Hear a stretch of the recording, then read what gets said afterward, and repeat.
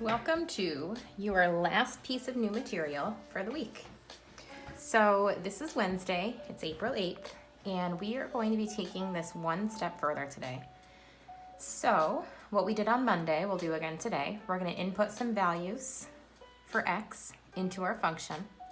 We'll evaluate those for y, so that's what we learned on Monday.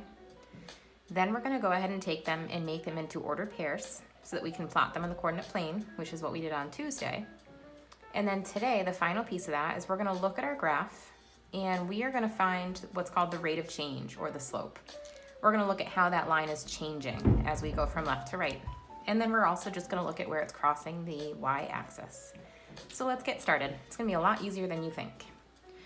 First thing I'm going to do is pick some values for my x. So let's go with the -2, -1, 0, 1, and 2. We're going to plug them into our function just like we've been doing.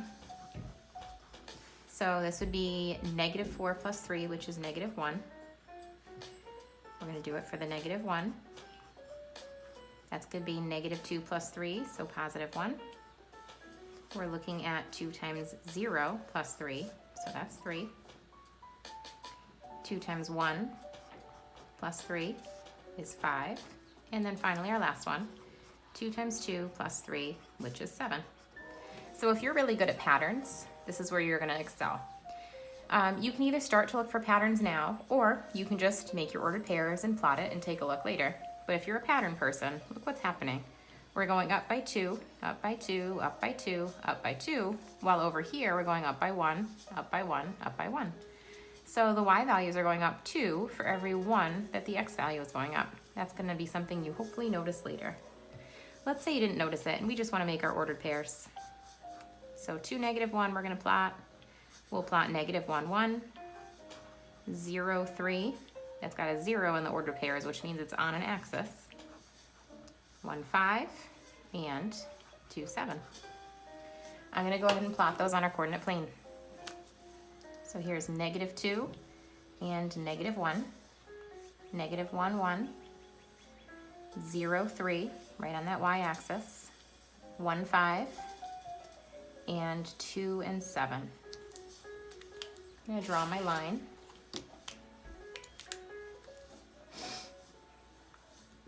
And then let's start to look at some of this thing's features. Okay, so when we're looking at rate of change, what we're looking at is how this line moves. Like, what is its slope? How steep is it? Is it going up or down as you're reading from left to right? So when we start to investigate this one, let's read this thing as if we're moving from left to right, the way you would read. So if we're looking from left to right, we can say that our line is going up, right? So because it's going up, we have a positive slope. And let's see what that rate of change is or what that slope is. You can pick any 2 points you want. It doesn't matter. Let's say I'm looking from this point to this point, and I want to give directions. I want to be like, here's how steep this line is. If you're moving along the grid lines, you'd have to go up 2 for every 1 unit that you go right. And look, it's going to be the same the whole time. This is called a constant rate of change. So up 2 for every 1 unit to the right. So we make that into a ratio and we just divide it. So we would say the rate of change is 2 to 1, so it's 2. So rate of change is 2.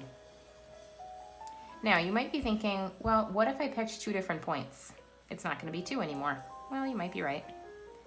Let's take a look. Let's say I wanted to look at this point and this point. I would have to do this instead. That's definitely not 2 over 1, right? But let's look at it. It's up 1, 2, 3, 4, 5, 6. So up 6 over 1, 2, 3. See how my ratio is 6 over 3? That is also equal to 2. So it doesn't matter if you pick other points. You're going to end up with the same thing. So I'm going to answer this on my paper, and I'm going to say my rate of change was 2 over 1, which is 2. I'm hoping you see that number somewhere else on your paper. Okay, so my rate of change, we just said was 2. Look where else we had a 2 in this problem. All right, let's get rid of all the rate of change pieces of this, and let's just go back to our line and look at it again. And this time we're going to be looking for what's called the y-intercept. All that means is I'm looking for where my line crosses the y-axis. So we cross the x-axis and the y-axis, but for right now, the only one I'm concerned about is the y. So here is that y-axis.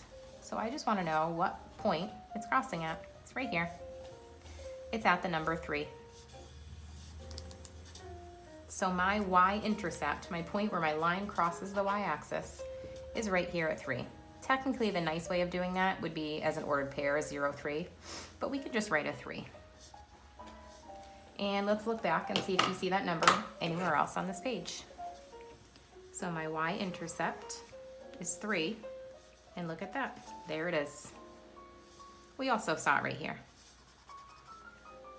And the other place we saw our slope is when we said, oh, this goes up 2 every time this goes up 1. That was the slope too. So we had some x values. We plugged them into our function. We got some y values. Listed them as ordered pairs, plotted them on our graph, and then from the graph, we were able to find our slope, which is our rate of change. We go up 2 for every 1 unit, right? And we found that value where it crosses the y-axis. Let's do it again. We've got one more that we're doing together, and then I'm going to give you guys one to kind of analyze on your own. So, second problem, I'm going to go with those same values, -2, -1, 0, 1, and 2. I want to plug them into my function. Now remember, when there's just an x there, it just means it's a 1x, right? So this is 1 times -2 minus 2. So really, this is just -2 minus 2 more, and that's -4. This next one is really just 1 times -1 minus 2. So -1 minus 2 more is -3. 1 times 0 minus 2 would just be 0 minus 2. 1 times 1 minus 2 is just 1 minus 2. And finally, we're looking at 1 times 2 minus 2, which is 0. If you want to go ahead and look for that pattern, you can try to. It looks like we're going up by 1 unit in the y direction, while these are also going up by 1. So my ratio would be 1 to 1. 1 divided by 1 is just 1. But if you don't see the pattern yet, don't worry about it. Let's just list our ordered pairs. We've got -2, -4, -1, -3, 0, -2. So that should tell you you've got something that lies on an axis right now because we have a 0 as an ordered pair. 1, -1, and finally 2 and 0. Uh-oh, we've got another one that lies on an axis. We're gonna have to determine which one is the y-intercept. All right, time to plot. -2, -4. Here we go. -1 and -3. 0, -2. 1, -1, and 2, 0. Okay, I'm gonna fill in my line and we will analyze what's happening here. All right, the first thing I want to look at is my rate of change or slope. So we're looking again, if you're reading this from left to right, just like you'd read a book, and you just want to determine if it's going up or down. This thing is going up again, which means we're going to have a positive slope. So let's pick a couple of points and find out what the ratio of how far up and over it goes. Let's go with this one and let's be crazy. First one and the last one. So if I'm trying to describe to somebody how steep this line is, you would say, well, to get from here to here, you'd have to go up 1, 2, 3, 4, right? Up 4 in the positive direction, and you'd have to go over 1, 2, 3, 4. So if I made that into a ratio, we have 4 over 4, which is 1. So my slope, or my rate of change, is +1. So over on my paper, I'm going to write that down.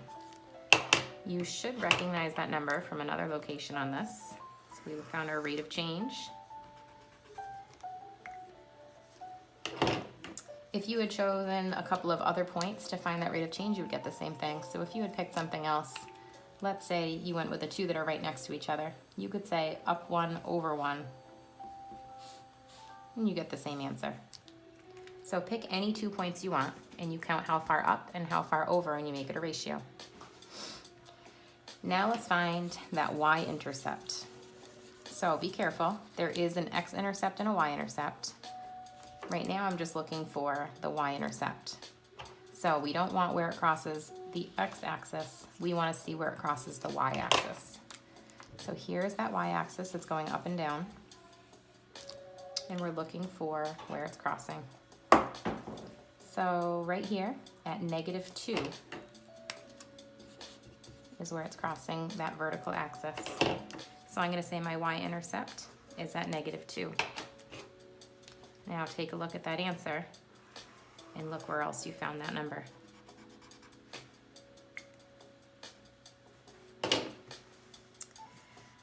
Okay, you've got one that you're going to try on your own. So here's the one you're doing by yourself. So if you're going to do it alone, now's the chance you're going to pause your video, work on it, and then play it when you're ready. And I'll give you the answer.